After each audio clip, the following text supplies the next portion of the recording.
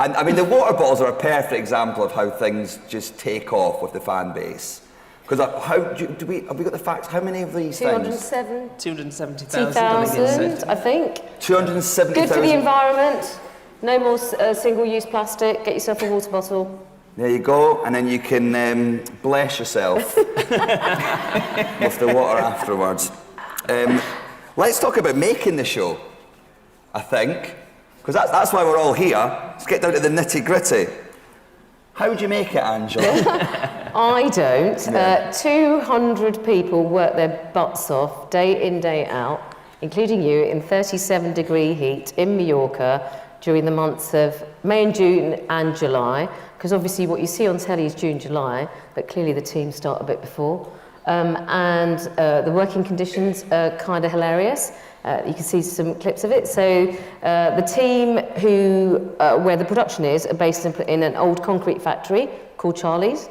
Why is it called Charlie's? I don't know. I don't know either. Anyway, we all call it Charlie. It's just more nicer than shithole.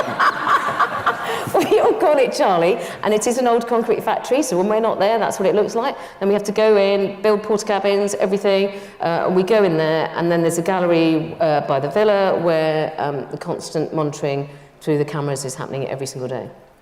And Paul, for staff in that show, how important are your people on the floor for you, and how involved are you in the staff and The crew is Angela's gig. Angela's the head of the department within ITV Studios that makes it, and she's got 3 brilliant executive producers that have been working, and you know them very well, on Love Island.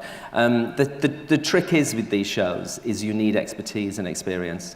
And we've got I think the best show of its kind on television because we've got the best people working on it. Right down from the ground up to, the main execs who, and I've visited a couple of times in the run of Love Island this year, and, they've been working 12-hour, 14-hour shifts in, as Angela said, conditions that are really quite tough. You walk into Charlie's, the production village, and you do look like you're in a war zone, quite frankly. You look like you're in Kuwait or something. And it's down to them, and it's down to their expertise and craftsmanship that we get at the end of the day. A program which, let's not forget, is turned around every single day to create an hour of amazing television, sometimes more if needs be. As we say, it's some of the best storytelling on television. Yeah, and talking about storytelling, there's obviously an interaction between the production and the Islanders. How, for you guys, in terms of how it comes across on television, how important is the reality of it against the idea of producing a television show? Look, I mean, in truth, if you've got 24 hours of footage and you're creating 47 minutes of television, you are by its very nature editing a show, aren't you? And you're not showing everything as you see it. And so our job as producers is to tell what we believe are the stories that are going to go somewhere, that are going to develop, that are going to have an impact, so that, when we have Casa Amor, the fallout from that, it is then played out in terms of the TV show. And so effectively what we're doing every single day is starting with a blank sheet of paper, thinking, where is this show going, using the audience feedback loop that we're getting from Chris and his team, and feeding that into what we have that we think we might do, but being completely flexible as producers to respond to what is actually happening in the villa and what the audience are talking about in the real world. So that flexibility, I think, is a key part of the show's success, because as producers, your instinct is to say, I've got a whiteboard, this is what's happening Monday, Tuesday, Wednesday this week, and this is what we're going to do. And the first thing we talked about was, actually, let's have the whiteboard, but let's throw it out when the story starts to change. Yeah. And that requires you to sit down and go, shit, we're on for a ride now, and just go with it. I think in terms of, if you were alluding to kind of interactivity between producer and Islander, I think a lot of people just expected that the show would be run in the same way that Big Brother is. Yeah. And in Big Brother, the only contact the contestants have is via the diary room with producers. we're not making that show. We don't need to make that show. We can create what I think is a bigger, better, more flexible, more reactive show, because we've got producers in the field that happen to be sometimes in and out of the villa. It's no secret that someone comes in and caters for them and they all have a nice dinner every evening, because we've got to feed them. Why should, you know, on Big Brother, don't know how to fry an egg. Yeah. But I think that's where some of the criticism started to emerge, because the show's now so successful. People are looking to create stories around Love Island. So the summer was full of, you know, fakery comments and all the rest of it. It's not fakery at all. It's just the hand of a producer to create the show that people are enjoying, seemingly enjoying in droves. You know, the biggest thing we've ever had. Of course, it's got the hand of the producer on it. We're making a TV show. Yeah, and I mean, again, it's that ultimate thing that if you left, well, me personally, someone in their early 20s in a beautiful villa to their own devices, you just lie by the pool all day. Do you want to couple up with anyone? No, I'm going to get a tan.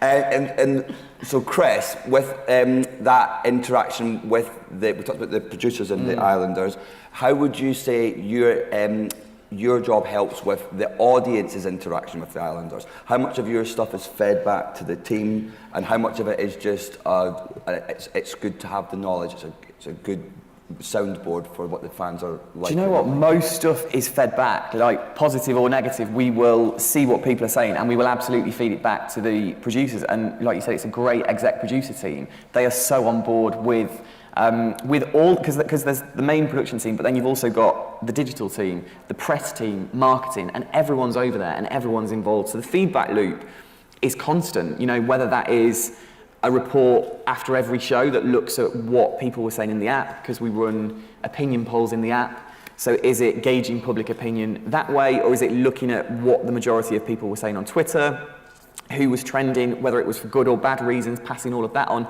It just happens on a daily basis because we're all there together, and there's not like a strict way of it happening every single day. It's just constant and it's always happening. Yeah, a really good example of that was the last series with Muggy Mike, wasn't Yeah. it? And we, as the producers, were thinking, should he go back in, should he not? And we actually put it to the audience, and the audience gave us permission to put him back in. Yeah.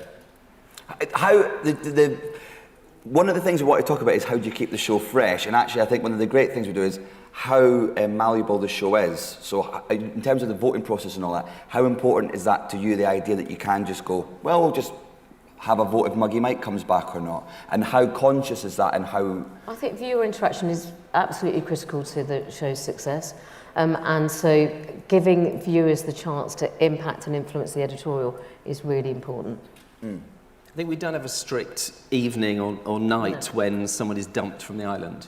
We did actually in the first series, Yeah, didn't we? it's evolved And from literally that, we yeah. just went, oh my God, the show stops every Thursday night because people are going to go. And the first thing we did in the second series was go, let's not do that. Let's keep the show as unpredictable and as flexible as possible so nobody knows what's going to happen. So hence the flak attack. And so hence when, you know, Caroline tweets a picture of herself on her way to Mallorca, everybody knows shit is going down. Yeah. And that unpredictability really helps the narrative of the show, but equally it helps the viewer engagement because nobody ever knows what's about to happen. The flak has hit the fan. When we done that, do you remember on the Thursday, so if people haven't seen series 1, there was a sort of a live dumping every Thursday. And the horrible thing for me was, remember, I done like 3 minutes of stand-up, but the problem was, the first 2 weeks, we piped in kids from Magaluf, who hadn't been in the UK, so hadn't watched the show, and didn't even know Love Island was a thing. So they all came to this Love Island party. That's right. We then sat them in front of a camera, gave them a warm San Miguel, and went, shut up, look that way. Then I had to walk out in front of 18-year-olds bored and then go, whoa, what's that Chris like? And they're like, we don't know who that is. And look where we are now. Look now, here we are, in front of a load of people who don't know who I am. Yeah, so as well as the changing in the sort of the format and stuff, what other things have you guys put in place to keep Love Island fresh? Well, I mean, obviously there's been a few digital innovations which Chris can talk about. Yeah, I think the big one for us was probably the podcast. Yeah. So we will all, like, however successful a series is for us, and obviously last series was massive, this as in the one before this one, series 3, was massive for us digitally, but we still obviously do a massive review and performance analysis. And one thing that we did notice is we didn't really have any new content first thing in the morning.